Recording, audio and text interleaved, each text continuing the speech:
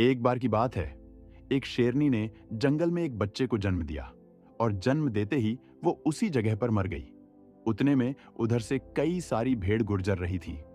उस शेर का बच्चा, जिसने अभी अभी दुनिया में कदम रखा था, वो उन भेड़ों के साथ मिलकर चला गया।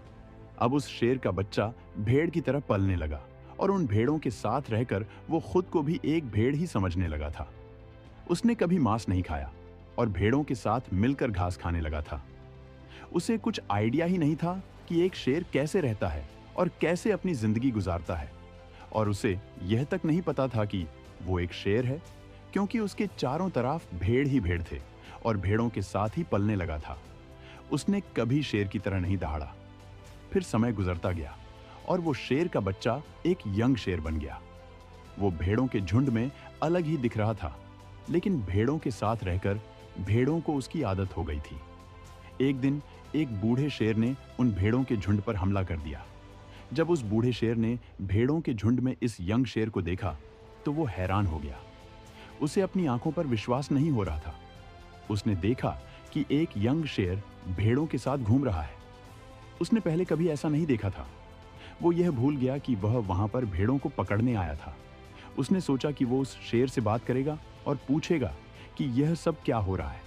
उस बूढ़े शेर ने भेड़ों के झुंड पर फिर से हमला किया।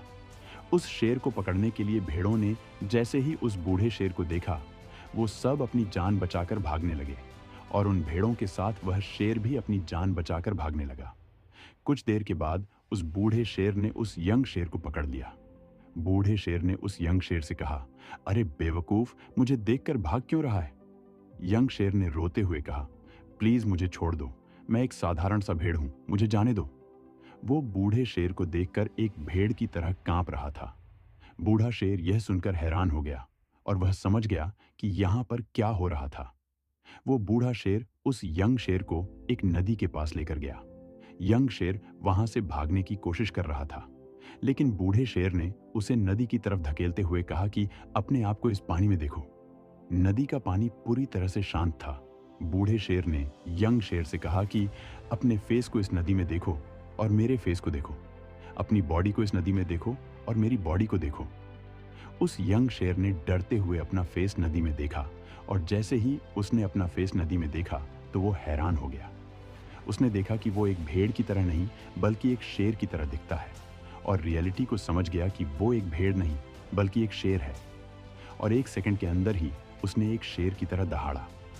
उसकी दहाड़ सुनकर पूरा जंगल कांप गया। उसने अपने आप को पहचान लिया, अपनी पावर्स को पहचान लिया और तभी उसने अपने आप में एक ऐसी एनर्जी महसूस की जो उसने आज से पहले कभी नहीं की थी। फिर उसने सोचा कि एक भेड़ की तरह जीना रियलिटी नहीं थी, वह सिर्फ एक मेंटली कॉन्सेप्ट था और वो रियलिटी को जान चुका था। इस कहानी से बहुत ही डीप मैसेज निकलकर सामने आता है। अपने अंदर से उस वीकनेस को निकालो जो आपके अंदर झूठ बोलकर बैठा दी गई।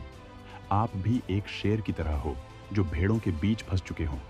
आपके आसपास जितने भी लोग हैं वो आपको ये फील कराते हैं कि आप अपनी लाइफ में कुछ नहीं कर सकते, क्योंकि कहीं ना कहीं आप भी उनके साथ रह रहकर उनकी ही तरह बनने की कोशिश करते हो।